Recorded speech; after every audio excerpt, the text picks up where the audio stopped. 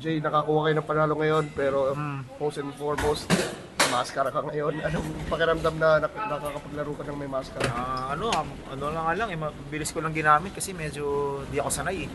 Saka hirap pala huminga pag naka-mask.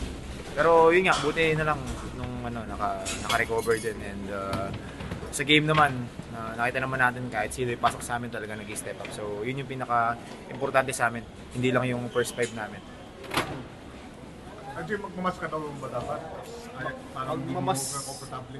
Magmamas talaga dapat, pero wala hindi talaga pag di ng laro, di komportable. Alisin ko talaga. Hindi din sinabi sa akin pag di komportable, alisin ko na lang. So, ganoon talaga. Yun lang. Kaya nilaro ko lang. So hindi required na, hindi man required na magmask ka?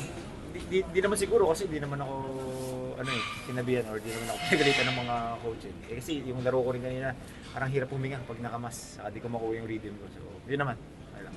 Yung tito mo ba, kasi dati yung tito mo nag-mask din, nagkaroon siya ng, ng cheekbone injury. Wala ba siyang advice sa'yo na if ever man hindi ka komportable? Ang advice niya lang magpa-hospital pag katamaan. Kasi di ka talaga makakailag pag tinamaan ka, yun na yun eh. Pero good thing naman, syempre, na walang masaktan, both teams walang masaktan, yun naman ang importante. Laro lang, trabaho lang. So, yun, nag-usapan namin dito kanina na injury siya, parang may bakal before hanggang ngayon pala may bakal sa niya, hindi niya na pinaalis, para nakatanim na sa niya. So, habang kinikwento niyo sa akin, sino ba naman ako na hindi ma-inspire, di ba?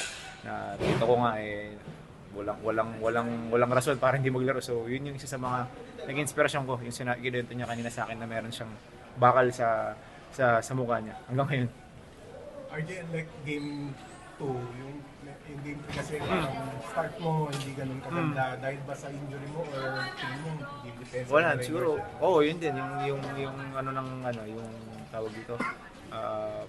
Game plan ng Raynor Shen, isa rin sa mga nakapag sa amin. So, yun lang naman din ng maganda sa amin, sa team namin.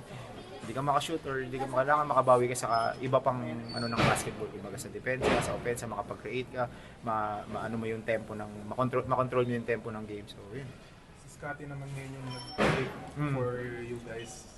Yeah, yun nga yung sabi ko, kahit sino sa amin na ipasok talagang pwede talagang umiscore, pwedeng makagawa ng malaking tulong para sa amin. So, yung team namin talagang sobrang deep. Kahit sa bench namin, kahit sino gamitin, talagang makakapag-contribute. Like, kanina, natin si Maya, sila Kuya Nards, minuto nila, Isaac, Norbert, yung mga 2, 3, 5 minutes, sobrang malaking tulong yun sa amin. So, para sa amin, yun yung parang na-appreciate from the bench. Diba? Hindi lang naman 5 man ang basketball. So, hanggang sa 6 man, 7 man, nandun sila. So, we're very thankful na nandun sila palagi nag-guide sa amin.